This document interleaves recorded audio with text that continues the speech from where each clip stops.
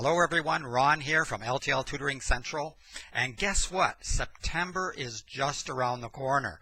And that can be a panic time for some students, younger students, high school students, even college and university. Sometimes when that new program is coming around, people start to panic or at least get nervous. Some students are just bored with school. So this video is about going back to school, but I'm not going to be talking about the usual that much. Of course you want to get all your supplies ready, and that can help reduce the panic as well. Because if you're prepared, if you've got everything you need before school starts, and there may be a couple of things you need to pick up afterwards, but that's okay. If you have the bulk of it all ready to go, then that can reduce the stress and reduce the nervousness or panic as well. But I want to talk about a couple of other points, and one is sleeping patterns. During the summer holidays, a lot of students, and sometimes parents too, get out of the routine, and they're sleeping in until noon or 1 o'clock in the afternoon or something like that. It's a very bad habit anyway. I would recommend next year don't do that. Try to stick a little bit closer, maybe make it a little later. You want maybe some benefit, but you should keep your routine as much as you possibly can. That way you don't have to adjust. However, if your children have been sleeping in late over the summer holidays, a week or two before school starts is a good time to start backing that up and getting closer to the on time for school before school starts, because you don't want that first day of school or that first week of school to be a constant battle to get Johnny or Sally out of bed and get them ready to go. It will make it less stressful for them. They might complain now, I don't need to get up because it's still summer holiday, but explain to them why you're doing it. It doesn't have to be a huge thing, but you do have to be strong as a parent sometimes and firm and say, no, this is the best plan because we want to get into the routine and practice before school starts so that we're ready to go right from the very first day and the very first week. That's good for all study skills and strategies. So sleeping patterns is one of them. And if you're not disrupting the sleeping pattern all the time, that's very good for your brain function as well. The other point is eating. Again, the diet often changes quite a bit over the summer holidays. There's lots of junk food. There's lots of greasy sort of picnic foods, things like this. And also the timing. Everything is off. You're not necessarily eating on the same schedule that you would during the school year. And again, having a consistent plan for eating is very good. It helps with the structure, but it also helps your body, it helps your mind to function properly. It's even good for weight control, so you're not fluctuating between too thin or too heavy. Eating several meals a day and keeping to a relatively good structured plan is good for your body, it's good for your mind, it's good for the soul, and it's good for calming things down because your blood sugar is not spiking or dropping, and also you just know what's coming.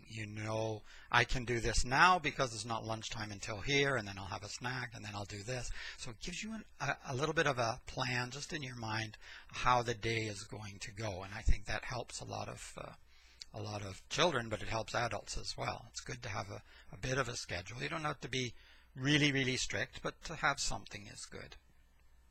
Talk to your children. Ask them about school that's coming up. I know they might not want to talk right now, but give it a try and just listen carefully though. Don't just talk, listen carefully. You might be surprised at what they say, and it could be a good surprise or not so good surprise, but listen carefully, hear how they're feeling about going back to school, hear how they feel about studies or the other students at school, etc. And you can engage them somewhat. You can talk to them about your experiences, about the things that you've learned, how to handle certain situations that might be difficult for them. Try not to, however, transfer your fears that you might have had in school to your children. You don't want them to become more fearful or more nervous. So always think about how you've overcome certain challenges that you might have had. So it's okay to mention you had some difficulty in math, or you had some difficulty with other students occasionally, but also continue that conversation into how do you handle it, how did you learn to handle it then? But if you didn't, how do you handle these situations now, maybe in the workplace? Because you're still going to run into difficult people sometimes. You're still going to run into difficult tasks sometimes. So always look, and it can help you too, because it can help open yourself up to new ideas and ways of handling difficult situations or difficult people. And that will put them at ease, because it's, children often like to hear that an adult has had a problem either in the past or even now, and that they've found solutions, because it means that door is open and they can also find solutions. I have lots of students come, and right behind me you see the big table. I teach a lot in person here, and I also teach online, and lots of them, especially right about now when school's coming, they're nervous. They're going to high school for the first time, or they're going into a new grade, maybe a new teacher. So it's good to chat with them, and they love hearing stories about when I was in school, or how I handle certain situations. And I am not strong in every area. I have weaknesses just like everyone else. And sometimes they're a bit surprised to hear that, but I think they're quite happy, because over time they start to understand that they can also make change.